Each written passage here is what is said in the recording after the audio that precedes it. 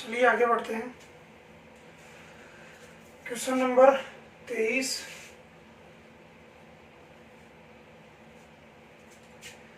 एक farm house में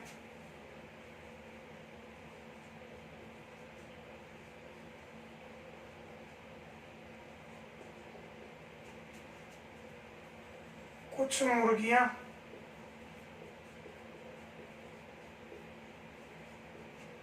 व बाकी खरगोश हैं। वह बाकी खरगोश हैं, ठीक है। यदि इनके सिर गिने जाएं, यदि इनके सिर गिने जाएं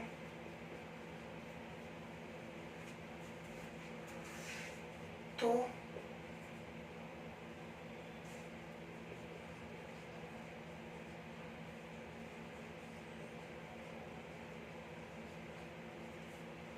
सिरों की संख्या 75 है तथा पैर गिने जाएं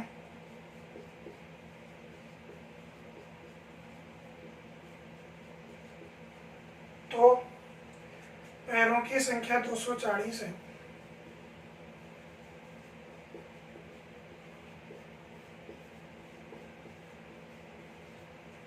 पैरों की संख्या 240 है तो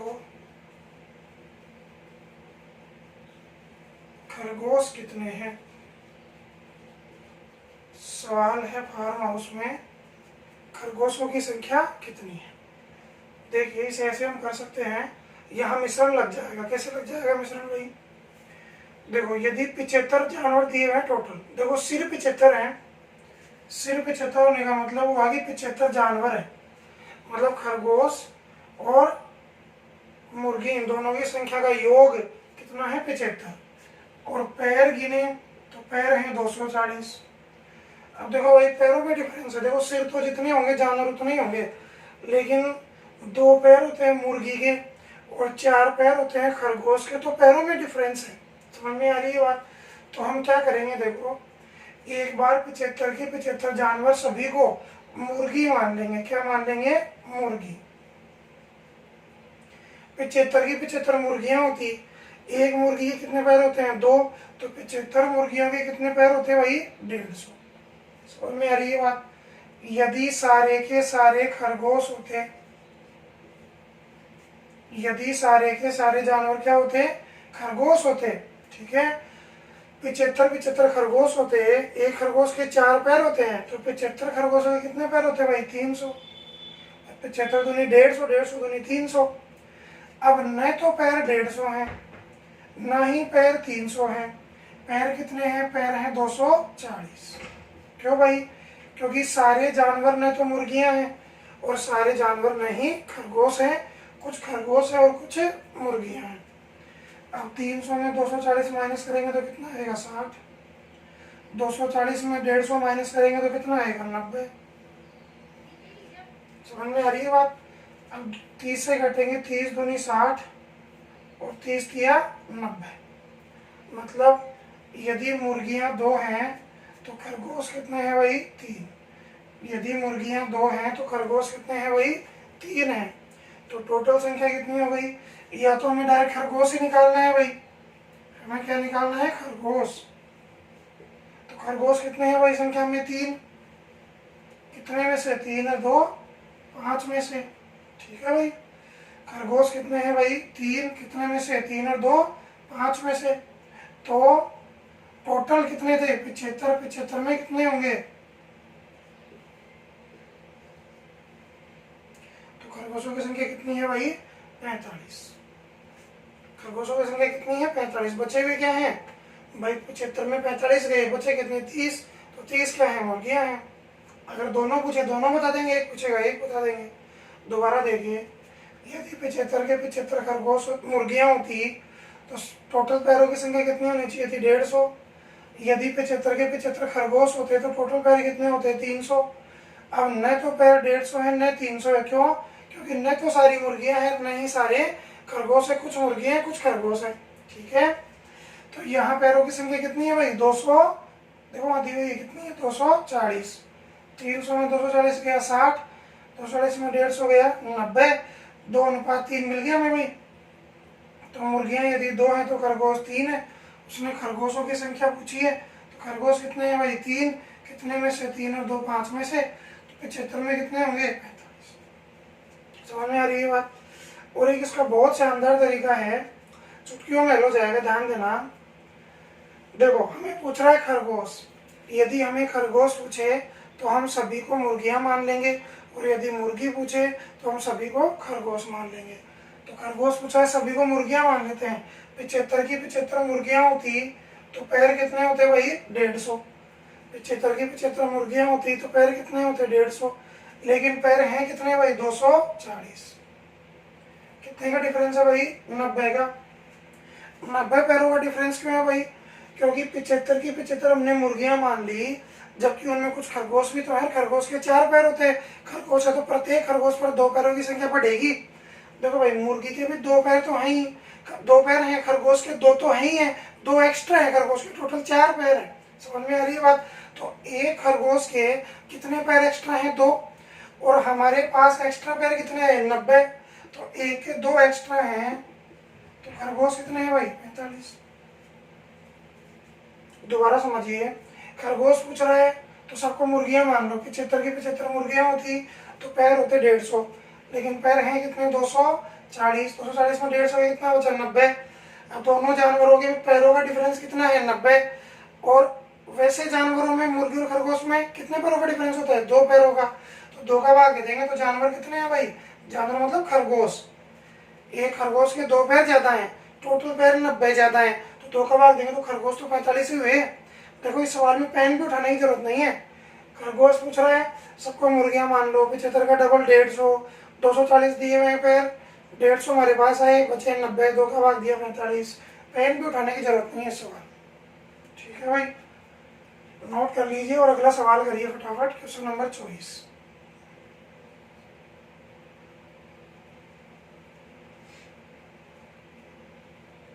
इसमें सिर है 60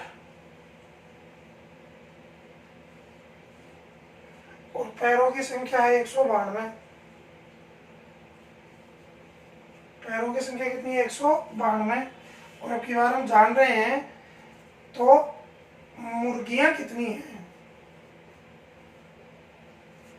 अब की बार मुर्गियों की संख्या बतानी है भाई, फटाफट करिए, शॉर्ट में करिए, उससे इससे भी करके देख लीजिए। बात एक ही है दोनों, यहाँ थोड़ा समय ज़्यादा लगता है, वहाँ समय नहीं लगता, तुरंत काम हो जाता है, उसमें आपको लिखने की जरूरत नहीं पड़ती है। देखो एग्जाम में जितना पेन का यूज कम करेंगे ना, उतना आपको फायदा है, क्योंकि पेन का यूज करने का मतलब है टाइम लगना। कोशिश करो कि पेन का यूज कम से कम हम करें। अब मिश्रण में तो पेन का यूज करना ही पड़ेगा भाई। सिरों की संख्या है 60, पैरों की संख्या 192। ठीक है भाई, सारी की सारी मुर्गियां होती तो पैर कितने होते भाई? 120। सारे के सारे खरगोश होते, पैर होते 480, 240। सारे के सारे खरगोश होते एक पैर के, एक खरगोश के 4 ही तो पैर होते, 624, 240 पैर होते। ठीक है, लेकिन पैर ना तो 120 है ना 240 है। पैर कितने हैं भाई? 192। पैर कितने हैं भाई? 192। 240 में 192 बचा, कितना बचेगा भाई? 48। 192 में 120 घटाओगे तो कितना बचेगा? 72। काटेंगे, 24 दूनी 48, 24 थी 72, तो 2:3 आ गया भाई। अब इसने पूछा हमें मुर्गियों की संख्या बताइए, ये पिछला सवाल है भाई। इसने पूछा मुर्गियों की संख्या बताइए, तो मुर्गियां कितनी है भाई? टोटल 2।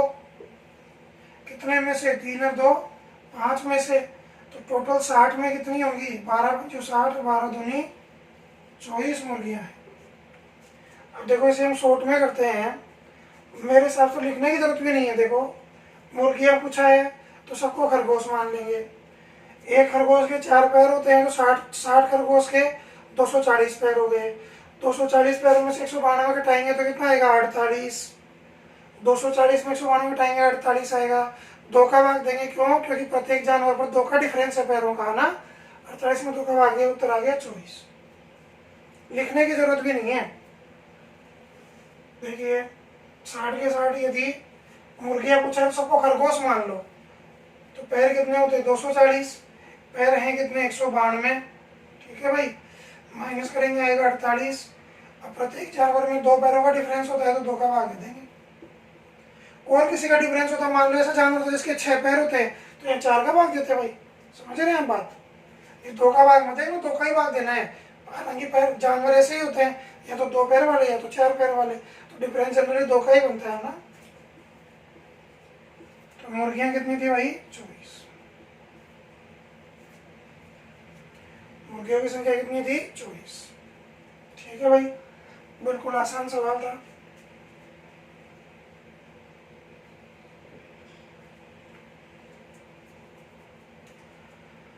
Question number 25।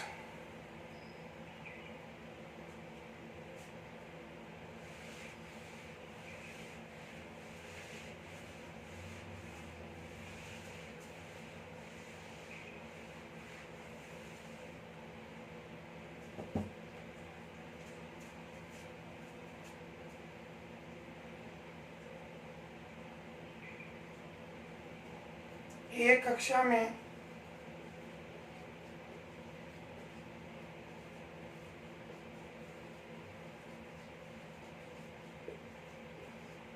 पैंसठ विद्यार्थी हैं।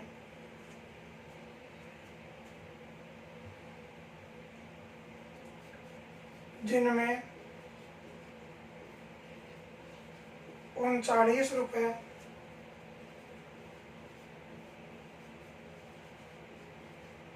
इस प्रकार बांटे जाते हैं।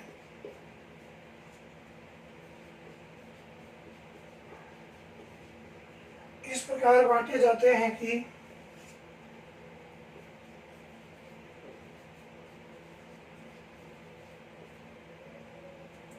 प्रत्येक लड़के को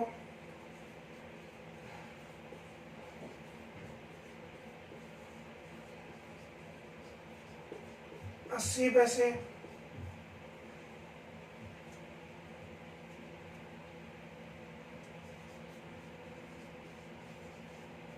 तथा प्रत्येक लड़की को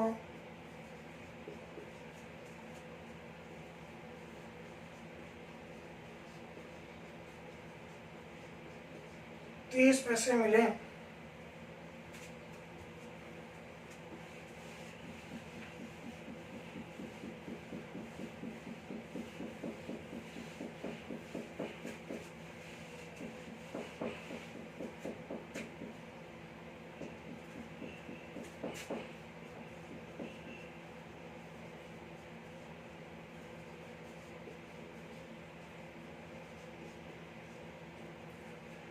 तो लड़कों की संख्या ज्ञात है, करें।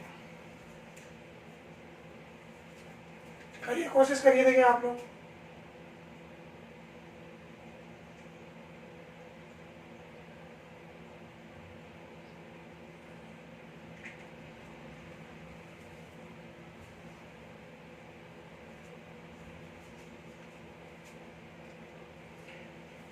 देखो भाई, एक तो तरीका ये है, ये लड़के और ये लड़कियां, ठीक है। अगर सारे के सारे लड़के होते तो हमको कितने पैसे मिलते भाई? 65 गुणा 80 पैसे, ये मिलते भाई। चलो मैं गुणा ही करके बता देता हूँ ना।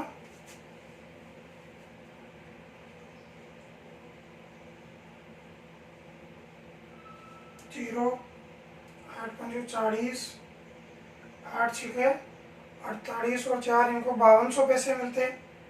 सारी की सारी लड़कियां होती तो 65 दूनी 130,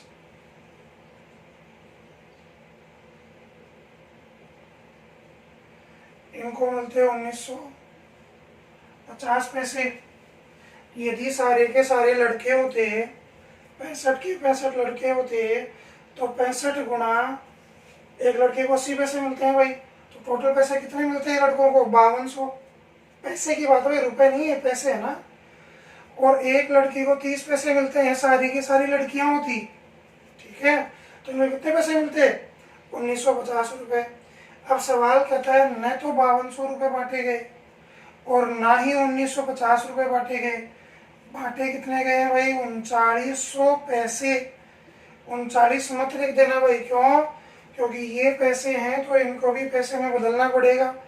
दूसरी बात हमने पढ़ा था, आपको याद होगा कि ये संख्या 1 से बड़ी और 1 से क्या होनी चाहिए? छोटी। यदि आप 39 रख देंगे तो ये दोनों से ही छोटी हो गई भाई, तुम्हारा उत्तर गलत आएगा ना। तो देखो 3900 में से 1950 माइनस करते हैं, 3900 में 2000 माइनस कर लेते हैं 1900, और 50 और माइनस करेंगे तो 1950। 5200 में 3900 निकालेंगे तो 1300, 1300। जीरो से जीरो कट गया भाई, 5 से कट रहे हैं, 5 3 15, 5 9 45, और ये कट रहा है 26 बार, 5 दूनी 10, 5 6 30, 13 से कट रहे हैं 13 3 39 और 13 दूनी 26। ठीक है। अब लड़कों की संख्या पूछ रहा है भाई, तो लड़के कितने हैं भाई? 3। कितने में से? 3 और 2 5 में से, तो 65 में से कितने होंगे?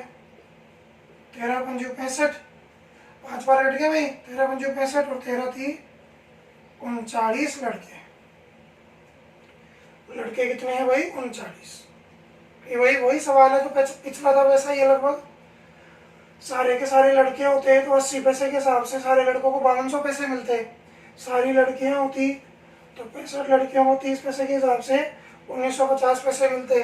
पैसे ने तो 5200 मिले, ने 1950 मिले, कितने हैं? 3900। ये पैसे हैं तो इनको पैसे में बदलना पड़ेगा ना। माइनस करेंगे 1300, माइनस करेंगे 1950, काट दिए 3 अनुपात 2 आ गया। लड़के 3 है, 3 और 2 5 में से, तो 65 में से कितने होंगे? 39। अब मैंने आपको पिछले सवाल में कहा लड़के पूछ रहा है तो सबको लड़कियां मान लो, सबको लड़कियां मान लो, तो 65 लड़कियों को 30 पैसे के हिसाब से कितने पैसे मिलेंगे? 1950 पैसे मिलेंगे। यदि सारी की सारी लड़कियां होती तो 65 पैसे के हिसाब से कितने पैसे बढ़ते? 1950 पैसे बढ़ते। लेकिन 1950 पैसे नहीं बटे, बटे कितने हैं भाई टोटल? 3900 पैसे। माइनस करेंगे तो 1950 आएगा। ये 1950 क्या है भाई? ये 1950 रुपये बटने थे जो बटे नहीं। तो अब बताइए क्यों नहीं बटे?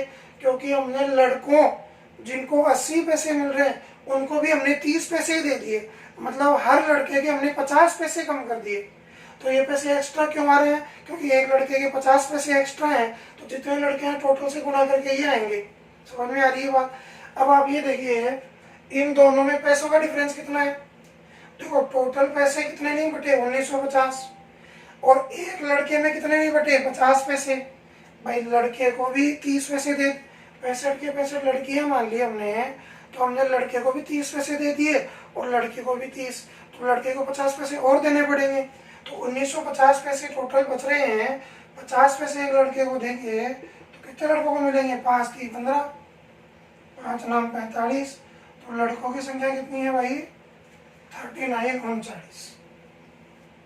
बिल्कुल पिछला सवाल था सेम वैसा ही सवाल है, बिल्कुल भी समस्या वाली बात है। अब इस चक्कर में मत पढ़ना, ही थोड़ा सा बड़ा है वो थोड़ा छोटा है। देखो यहाँ इससे गुणा किया हमने, बस इतने से गुणा करते हैं हमारा काम हो गया। इसको गुणा नहीं करना, इसको माइनस नहीं करना, अनुपात नहीं बनाना, सारी चीज हमारे बच गई, समय बच गया हमारा। समझ में आ रही है बात? अब ऐसा ही सवाल है, आप करिए फटाफट।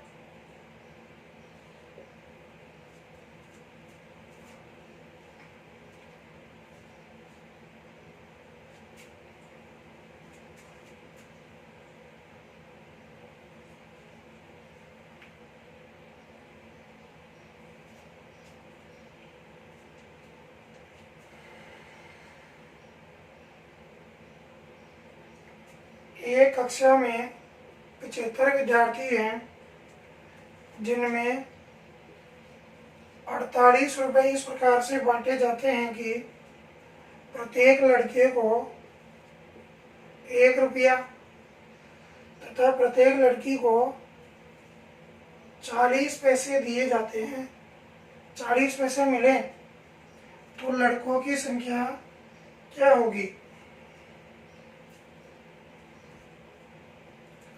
लड़कों की संख्या क्या होगी, फटाफट करिए भाई। इसकी बजाय आप इस मेथड को प्रेफर करिए क्योंकि समय बचाएगा आपका, है ना, बहुत सारे प्रश्नों में काम आएगा।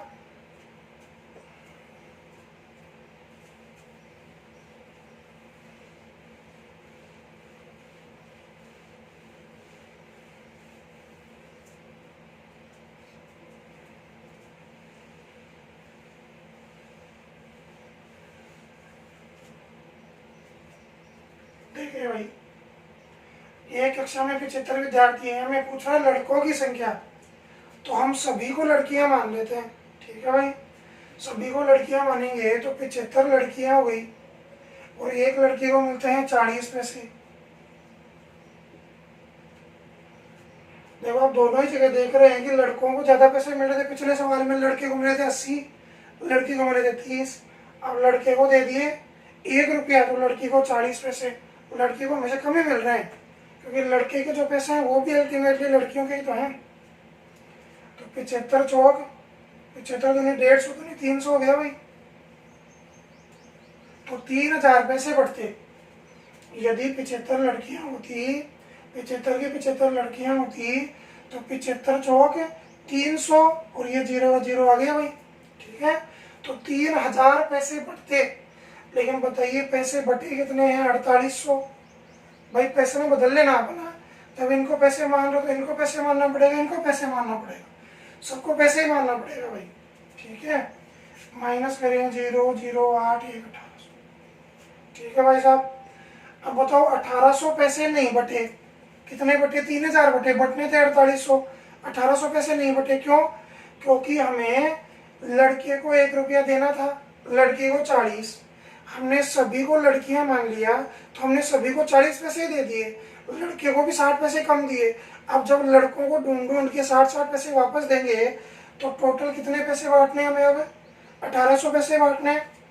लड़के को 1 रुपया मिलना था, 1 रुपये में 40 पैसे तो मिल ही गया भाई। लड़कियां मान लिया उसको, लड़की मान लिया लड़के को भी, तो 40 पैसे तो उसको दे ही दिए, तो 60 पैसे उसको और देने पड़ेंगे हमें। जब उसे हम 60 पैसे और देंगे हर लड़के को, टोटल कितने बांटने हैं, 1800। हर लड़के को कितने देने हैं, 60 पैसे। तो 30 क्या आ गए भाई, लड़के। लड़कियां मानोगे तो लड़के आएंगे और लड़के मानोगे तो लड़कियां आएंगी। ठीक है, क्योंकि जाहिर सी बात है सबको लड़कियां मान रहे हो आप, सबको 40 पैसे दे दिए, तो अब 60 पैसे और किसको दोगे, तो लड़कों को तो दोगे। 1800 पैसे और बांटने हैं, हर लड़के को 60 पैसे और देने हैं, तो टोटल बांटने 1800, हर लड़के को 60, तो टोटल में हर लड़के का भाग देंगे तो लड़कों की संख्या आएगी, लड़कियों की कहाँ से आएगी। क्लियर है सभी को, बिल्कुल आसान सवाल है। एग्जाम में आता है, बच्चे परेशान हो जाते हैं कि बहुत कठिन सवाल है, कैसे होगा कैसे नहीं होगा। तो बिल्कुल आसान सवाल, इसे नोट करिए फटाफट। हम आगे बढ़ते हैं क्वेश्चन नंबर 27।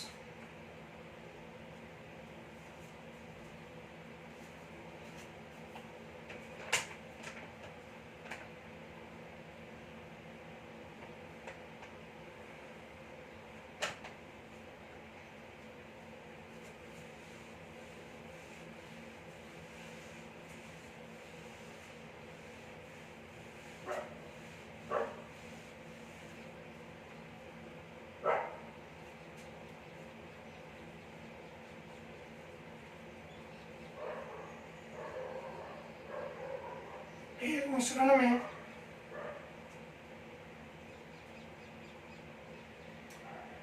एक मिश्र धातु में एक मिश्र धातु में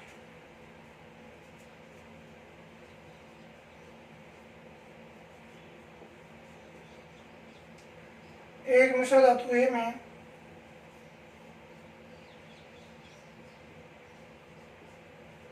90% तांबा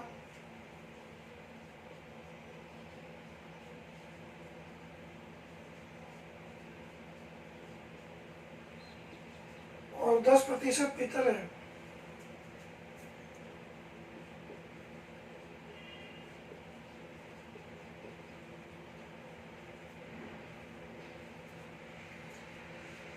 तथा मिश्र धातु बी में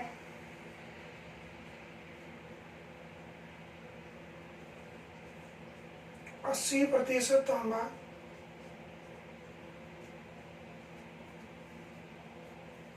व 18% पीतल है। दोनों मिश्र धातुओं को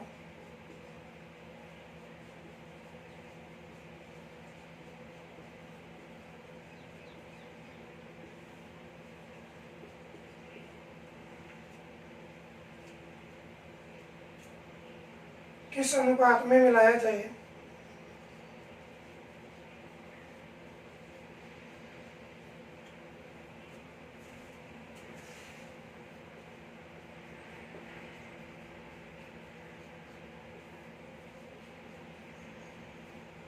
किस अनुपात में मिलाया जाए?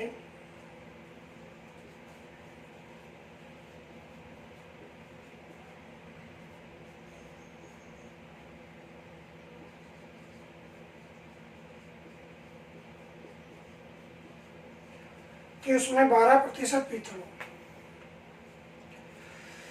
एक छोटी सी बात भाई, आप लोग कमेंट बॉक्स में जाकर जरूर ये लिखें कि आपको कैसा लग रहा है, समझ में आ रहा है या नहीं आ रहा है।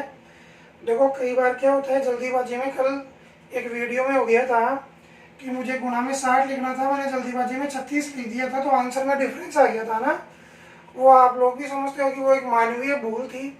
हालांकि मैंने 60 निकाल लिया था टोटल योग, और गुणा में 60 लिखने की बजाय मैंने गलती 36 लिख दिया, तो आंसर में डिफरेंस आ गया था। 15 आंसर था, शायद 25 उसका आंसर होगा। मैंने नीचे कमेंट में लिख भी दी थी ये बात। तो छोटी मोटी तो मानवीय भूल है ना, लेकिन फिर भी आप बता रहे हो कमेंट बॉक्स में, अच्छी बात है। इससे ये जाहिर होता है कि आप लोग पढ़ रहे हो, मुझे खुशी है इस बात की, है ना। तो आप लोग जरूर कमेंट बॉक्स में लिखें आपको कैसा लग रहा है, आप कितना पढ़ रहे हो, कितना फ़ायदा हो रहा है, आपने अनुपात समानुपात किसी बुक से हल किया, कितने प्रतिशत आपके क्वेश्चन उसमें हो गए और टोटल, वो भी कमेंट करें। अच्छा, आपको कोई प्रश्न का आंसर चाहिए कि ये प्रश्न मुझे नहीं आ रहा, तो वो प्रश्न और वो उसके ऑप्शंस ये लिख करके आप या तो कमेंट बॉक्स में डाल दीजिए या फिर आप मेरे नंबर पर व्हाट्सएप कर दीजिए ना। अगर प्रश्न अच्छा हुआ तो मैं उस प्रश्न को अगली वीडियो में जरूर शामिल करूँगा, ठीक है। तो आप लोगों को किसी प्रश्न का सॉल्यूशन भी चाहिए और वो मैं बोर्ड पर यहाँ समझाऊँ, तो आप मुझे कमेंट बॉक्स में या तो यूट्यूब पर डाल दो या फिर आप मेरे व्हाट्सएप नंबर पे फोटो खींच के, ऑप्शन ज़रूर होने चाहिए, ताकि ऑप्शन से क्या होता है, कई प्रश्न ऐसे होते हैं जो ऑप्शन से ही हल हो जाते हैं, जिनको पूरा हल करने की जरूरत नहीं पड़ती। आप लोग हो सकता है उस प्रश्न में परेशान हो रहे हो, लेकिन केवल इतनी सी बात हो कि ऑप्शन को देखना पड़ो और हमारा आंसर आ जाए, ऐसा प्रश्न भी हो सकता है। तो आप जरूर कमेंट बॉक्स में डालें, लेकिन याद रहे मिश्रण अभी चल रहा है, मिश्रण कंप्लीट होने से पहले डालें। एक बार यदि कंप्लीट हो गया चैप्टर तो फिर मिश्रण के प्रश्न को दूसरी प्रश्नावली में शामिल कर पाना मुश्किल होगा ना। तो आप हाथों हाथ पढ़ते रहें, जो चीज़ आपको मुझसे पूछनी है आप व्हाट्सएप कर दो, मैं उसका आंसर मैं बोर्ड पे यहाँ क्लियर कर दूंगा, समझा दूंगा उसको, ठीक है। अगला सवाल देखिए। अब यहाँ देखें तो मिश्र धातु ए में 90% तांबा है और 10% पीतल है। मिश्र धातु बी में 18% तांबा है, 80% और 18% क्या है, पीतल। और इन दोनों को किस अनुपात में मिलाएं कि पीतल कितना हो जाए भाई, 12%। तो यहाँ ध्यान दीजिए, दोनों मिश्रणों को मिलाने के बाद हमें ये दिया हुआ है पीतल कितना होना चाहिए। तांबे से उसे कोई मतलब नहीं, तांबा कितना भी हो, पीतल कितना होना चाहिए, 12। तो आप चेक करो, मिश्र धातु ए में पीतल कितना है, 10। मिश्र धातु बी में पीतल कितना है, 18। और दोनों को मिलाने के बाद मिश्र धातु में पीतल कितना होना चाहिए, 12। तो बस मिश्रण लग जाएगा हमारा। ए में कितना परसेंट पीतल है, 10%।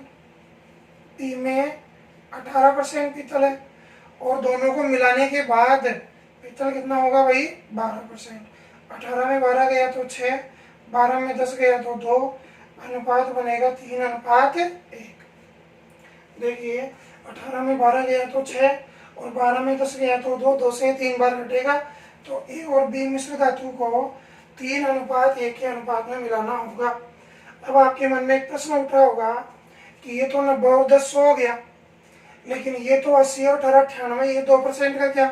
तो भाई 2% इसमें 100 ना हो, 2% इसमें खोट हो, 2% इसमें कुछ भी हो, हमें उससे क्या मतलब है? हमें तो केवल पीतल से मतलब है। पीतल पहले कितना 10, ए में, बी में कितना 18, मिलाने के बाद कितना चाहिए 12।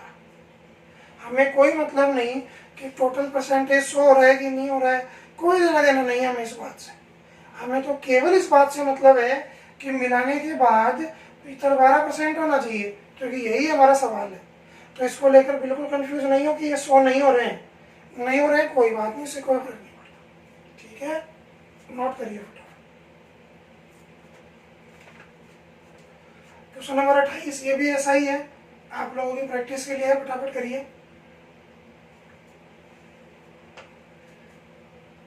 यहाँ दिया है 80% तांबा और 20% पीतल है मिश्र धातु बी में। देखो ये बी में कभी भी आपको पूरे परसेंटेज नहीं देगा। क्यों नहीं देगा? कंफ्यूज करने के लिए। 85 और 12 97। अब वो ये चाहता है कि बच्चा इसमें उलझा रहेगी, ये 100 कैसे नहीं हुआ, जबकि उसका सवाल तो केवल पीतल पर डिपेंड करता है। उसका सवाल किस पर डिपेंड करता है भाई? केवल पीतल की मात्रा पर डिपेंड करता है, वो 100% है या नहीं, बाकी का 3% उसमें क्या है, इससे हमें कोई लेना देना नहीं।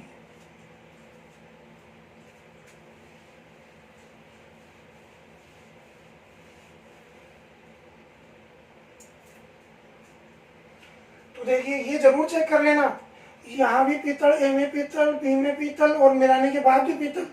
यदि ऐसे होता है ए में 80% तांबा, इसमें 85% तांबा, मिलाने के बाद 85% तांबा, तो फिर तांबा ही लेते।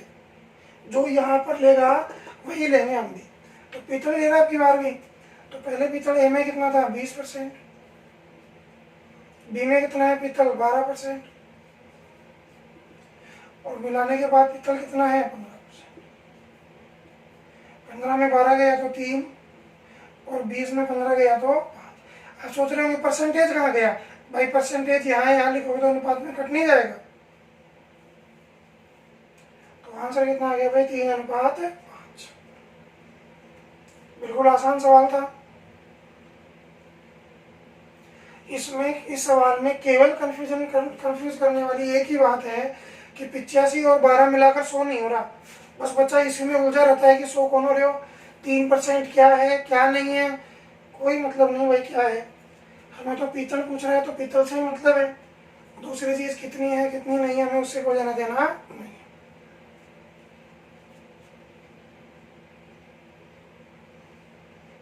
क्वेश्चन नंबर 29,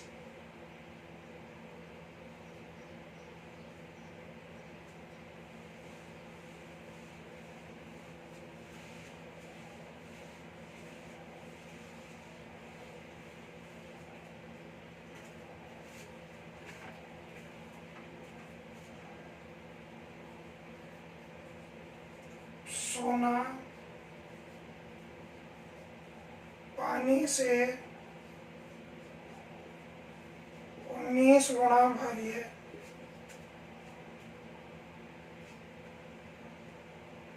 और तांबा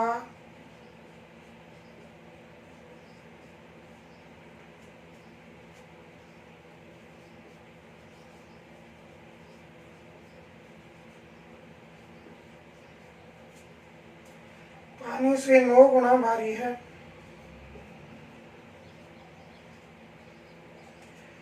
इन दोनों धातुओं को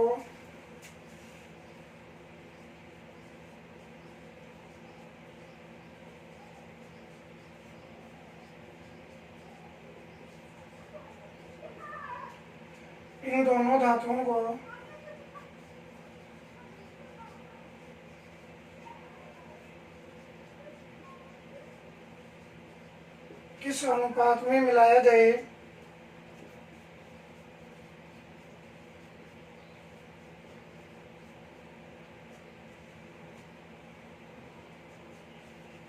कि मिश्रण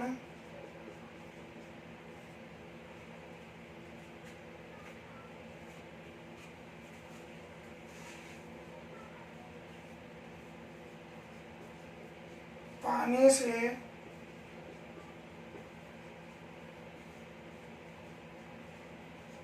15 गुना भारी हो।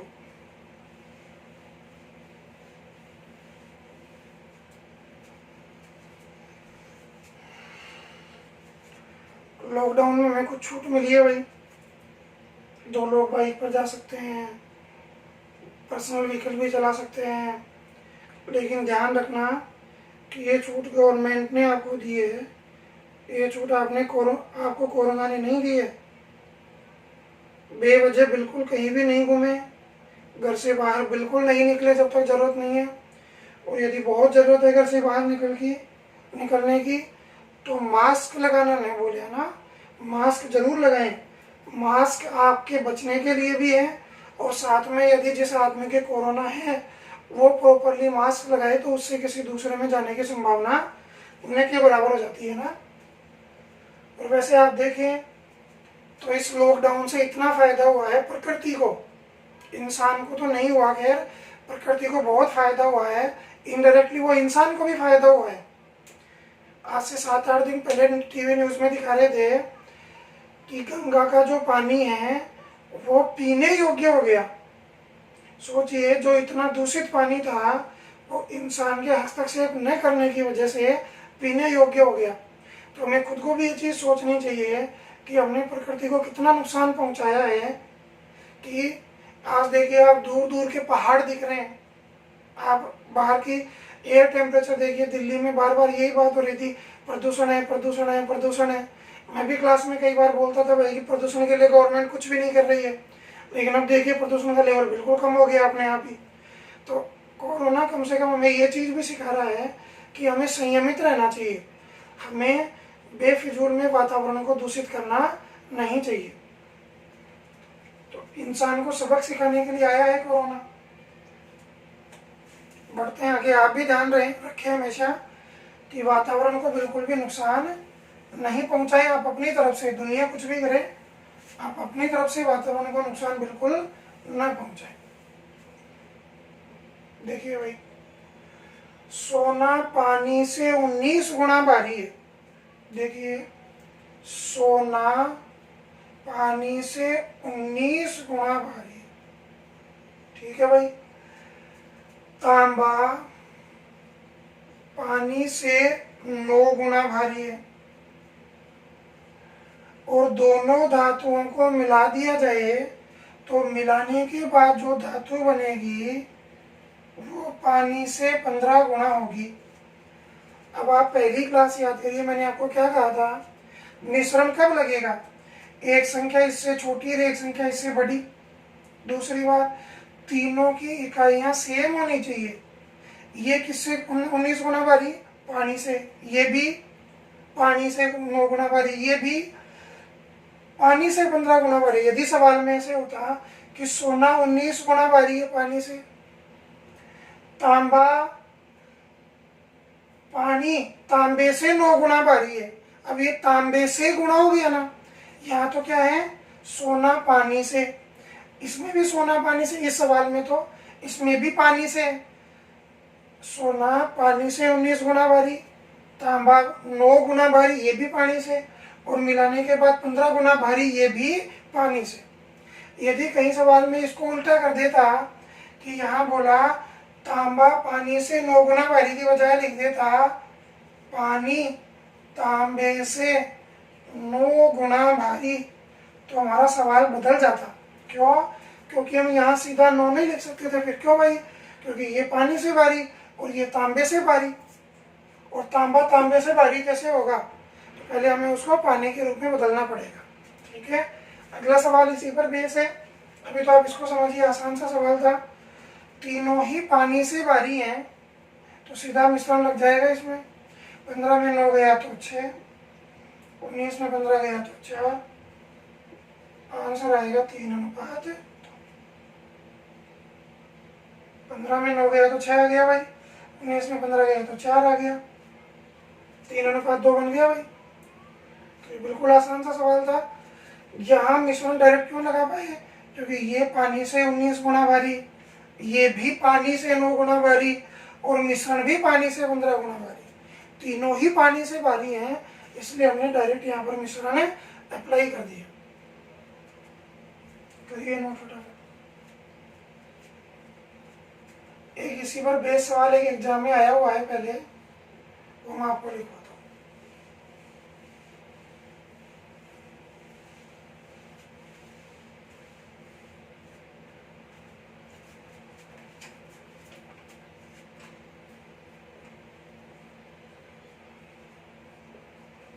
एक द्रव पी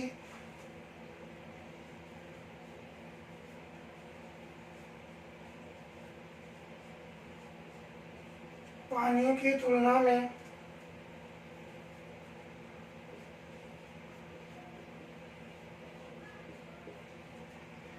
एक सही 3/7 गुना भारी है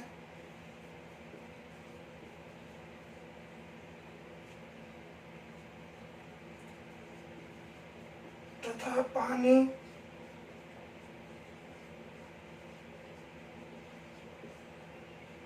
एक अन्य द्रव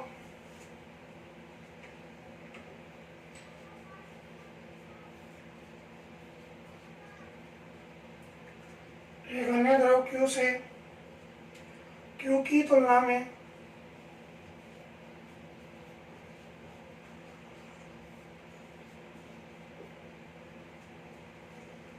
एक सही 2/5 गुना भारी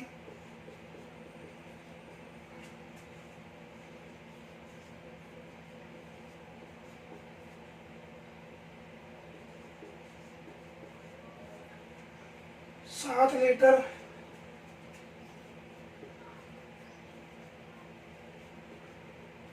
क्यू द्रव में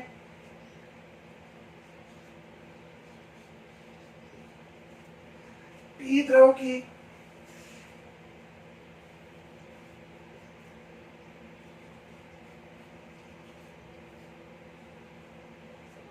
कितनी मात्रा मिलाएं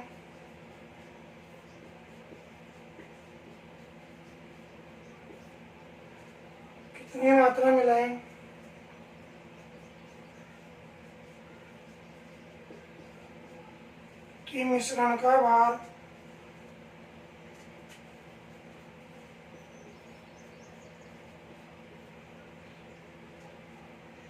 उतना ही हो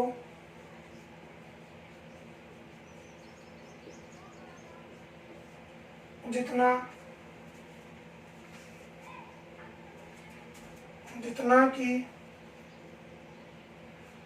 समान आयतन वाले पानी का, जितना कि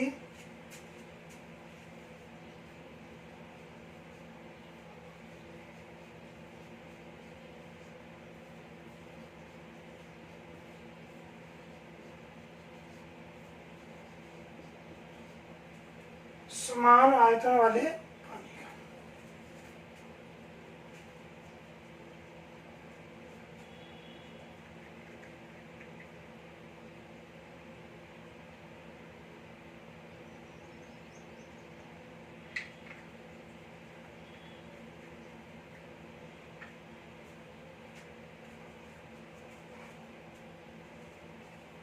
देखिए भाई हल करते हैं। यहाँ पर देखो डिफरेंस है, यहाँ P पानी से भारी है और यहाँ पानी Q से भारी है, तो हम डायरेक्ट इसको अप्लाई नहीं कर सकते हैं, इसको हम देखेंगे एक बार। देखिए ध्यान से देखिए भाई, पानी जो है वो P की तुलना में भारी है। देखो इसको हल करेंगे आप तो 7 एकम 7 और 3 10/7 बनेगा भैया, कितना बनेगा 10/7। इसको हल करेंगे तो 5 एकम 5 और 2 7/5। अब देखिए इसको हल किया तो ये 10/7 आया। अब सवाल कहता है कि भारी कौन है, पानी। एक द्रव पी भारी है, पी पानी से भारी है, पी भारी है, तो भारी 10 है, भारी 7 है, बताओ भाई क्या भारी है। द्रव पी पानी की तुलना में भारी है। अब देखो एक का मान तो है पी और पानी में से एक का मान 10 है, एक का मान 7 है। आप बताइए द्रव पी पानी से भारी है, तो यही तो भारी है। यहाँ 10 वजन ज्यादा होगा या 7 वजन ज्यादा होगा, 10 ही वजन ज्यादा होगा। तो भारी कौन है, पी, तो पी में लिखेंगे 7 10 और पानी में लिखेंगे 7, क्योंकि पी पानी से भारी है। ठीक है भाई। अच्छा एक चीज मैंने आपको और समझाई थी, अनुपात समानुपात में कि जो जब हम ऐसे लिखते हैं पी पानी की तुलना में 10/7 गुणा भारी, तो मैंने आपको समझाया था जो पास में होता है उसका मान नीचे होता है और जो दूर होता है उसका मान ऊपर होता है। तो पी का मान 10 हो गया और पानी का मान कितना हो गया 7। समझ में आ रही है बात? ये हमने अनुपात समानुपात में चीज सीखी थी भाई। अब इसमें हमने दिया कि पानी जो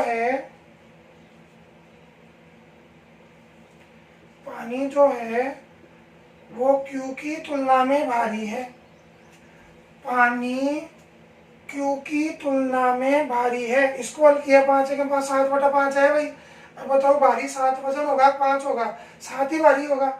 और भारी कौन है आपकी बार? पानी Q की तुलना में भारी है। तो पानी भारी है तो 7 हो जाएगा, ये 5। बात समझ में आ गई सभी को? ये हमने अनुपात हल किए हैं अभी।